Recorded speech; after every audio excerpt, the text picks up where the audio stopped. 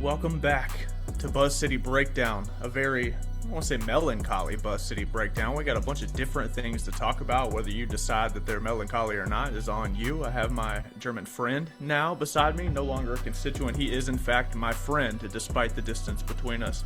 Albert, it's good to see you, man. It's the offseason, but I feel like there's still a million things going on. The NBA just never slows down. How are you doing? I mean, after that introduction, how could I not feel great? Even though it's like almost midnight now when we're recording this for me in Germany, but I'm as alive as ever. And as you said, like that's why we love the NBA, right? Because it's halfway basketball, halfway TV soap, and so I we totally have like that contract sentiment. stuff, we have free agency stuff, we have draft stuff, we have the playoffs still going on if you're rooting for anybody that's still playing, and so it never stops. Every time you think, well, you know, the Hornets lost so early on, maybe we'll get like a down phase. There's no down phase. It's always just keeps going and going and going. So yeah. Yeah, and I'll give the people watching a little inside baseball before we start talking. First off, before I even do that, we'll talk a little bit about Brandon Miller extension. That'll be the lead here after I'm done waxing poetic for just a second. I have a little silver thread that I've found in terms of the Hornets salary that I'd like to talk about after Brandon Miller. That is also a little all encompassing. Me and Albert will talk about a Giannis deal, potential is likely, what it would look like. We'll talk about Khan and Dale Jr. briefly, and we'll talk a little bit about draft prospects at the end, just to kind of close it up into because we got plenty more time. We got a whole another month to talk about draft prospects. So let's talk about this stuff while the iron's hot, and I'll start with Brandon because honestly, Albert, I wrote a column earlier today that I was a big advocate that the Hornets really needed to keep it low or potentially work towards a sign and trade. But, my whole column was about convincing myself that a Brandon Miller contract was, in fact, a good idea because whether it ends up being 250 to 275 million, God forbid, like that's the only scenario to me where you're looking at like, but anywhere south of 250 million, I think for Brandon Miller, you have to feel a little bit good about because they still have flexibility this offseason because Miller's next year is right under 15.5 million on the last year of his rookie scale deal if they do in fact extend him. Regardless of that, LaMelo's the only max player they have. Moussa Diabate is making just under $2.5 million in his last season on his original extension after Charlotte extended him. God, this is a mouthful. Moussa is not eligible for an extension until February of the 2026-2027 season because it is the anniversary of when he was initially given his extension, his first one from the Hornets. Thank you to Richie Randall for pointing that out because it's a thread I didn't notice. There's still a lot of good here. The Hornets, even if they were to, let's say they re-sign Kobe White at 25 million, like a flat 25 million. This is a math that I did in my article. Then it still comes out that the Hornets are only about $8 or so million over the cap without even activating the first apron this summer, which is a great thing because you look towards the year after, 2026, 2027, there is not a lot of money on their books at all that isn't LaMelo Ball in rookie contracts. Now, Brandon will be if they extend him, but the rest of the money there in that situation besides Brandon and LaMelo is rookie scale deals which if you use the MLE, that activates the first apron. You still have rights to re-sign your players like Khan, Sion. Like there is a vision here. Like you start looking too far back into the weeds, you start seeing what these guys are seeing and planning. And even when it comes to extending Musa, guys, like don't think Musa's going to be as expensive as some people think. He's a team guy. I think they're pitching to Brandon probably right now too. How much like any amount you're willing to give us here and you're okay with, like helps us, will help us in the long run. And I'm sure Musa, he'll get the same spiel. And both of those guys, if they're who we think they are, I think they'll take it.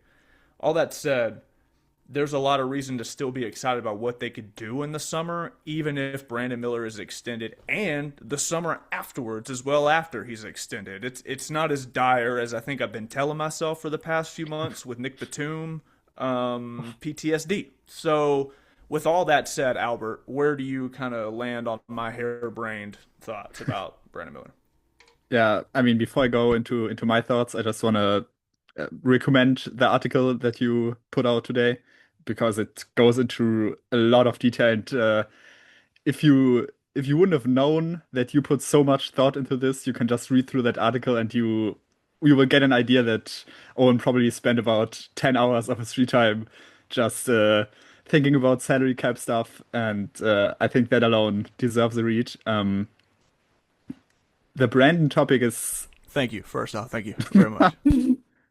the brand topic is such a delicate topic to approach right now because you've kind of you've got people in the fan base who really don't see anything in him anymore because of the injuries, the up and down efficiency stuff, and he hasn't really proven to be an efficient scorer in like a high pressure setting where against a let's say top 5, top 10 defense, he hasn't given that to you yet. And I do understand those concerns, but at the same time you can't really blame anybody for saying this guy had such a hot stretch at the end of the year, even in the Miami game where he was pretty bad in the first half, came around in the second half, was a big part of why they ended up winning that game. And so I'm I think I kind of fall onto your side here. You don't want to give him too much money because, as I said, there's a very reasonable doubt to be had that he hasn't earned that kind of contract yet, even though you can see the potential. But you couldn't really be upset if they do end up getting him on the contract that you proposed and that you kind of went into detail about in your article. So I think that's what we'll probably see, and I'd be fine with that. I can't say that I'm elated or extremely happy because just the injury stuff and him not being able to consistently even create good looks for him. So, right, it's not only about the fact that he hasn't been scoring a ton during certain stretches, it's also about the fact that he, like a lot of other guys on this team, they can't really work with contact on the offensive end, especially. So, let's give him that contract. Let's see what happens. And I think everybody should accept that whether you like Brandon right now or whether you don't like him. So I do want to talk about the proposed contract that you mentioned, but I'm interested because that was a good point. Now, let me say it like this: with Brandon's, you know, what's the right way I want to phrase this?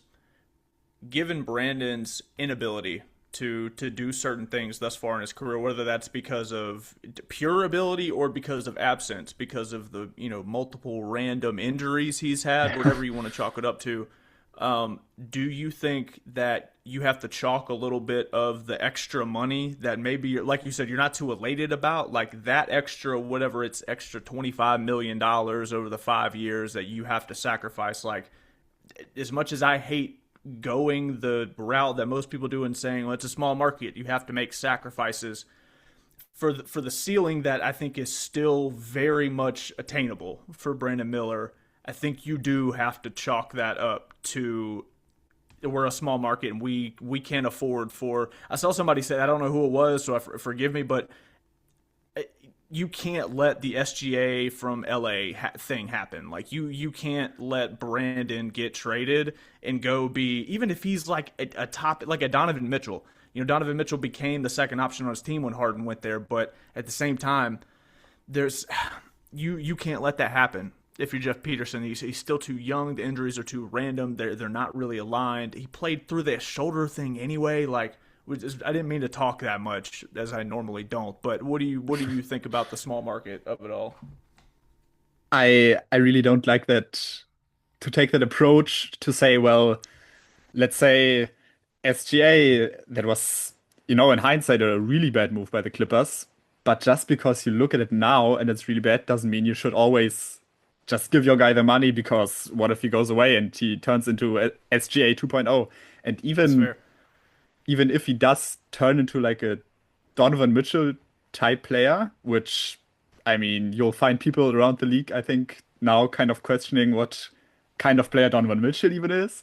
So I I understand the concern, but especially seeing as you have other guys on the team that still have a pretty high ceiling, I don't see the need to really sell out on one guy. So let's say if Bran was the only guy on this team where you would trust him to really blossom into a second option on a contending team, then that's a different story. But you have LaMelo, you have Con, you have maybe someone else coming in who surprises you this offseason from the draft. So I wouldn't really put too much thought into that aspect. That's a good point, to be honest, because that is an interesting hypothetical that I won't even dive into. I do kind of want to get into this hypothetical contract, not scenario, but it is an interesting route to take in your mind if you think about if Brandon was the only star player on this team. Like if even if I say take out LaMelo and Khan, and it's Brandon, like you're saying, he's your best player on your team, but you think maybe his ceiling's like a second, maybe top end third best player on a championship team, and you have pieces like maybe just the Musa, and you still have Liam and maybe a Kalkbrenner. Like, do you still pay him that max? Those are the kind of questions when you start asking yourselves those things that you drive yourself crazy. And I don't envy Jeff Peterson and his job. So my proposition, and I appreciate your kind words on it, looks like $210 million over 5 years. Year one would be roughly 36.17 million. Year two, 39.07.